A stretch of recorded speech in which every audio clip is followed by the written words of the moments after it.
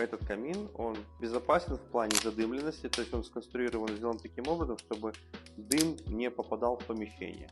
Здесь дымоход большого сечения, конечно же, сделан, то есть все необходимое предусмотрено для того, чтобы дым не попадал в помещение, то есть он отбивается здесь подачей воздуха сверху и завихряется внутрь. Здесь также подача воздуха снизу сделана. Присутствует зольник и колосниковая решетка.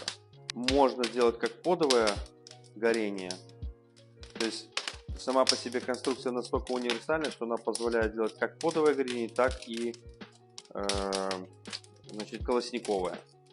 И подача воздуха также регулируется, и вы можете в разных комбинациях, в общем, использовать этот камин барбекю, kitchen камин.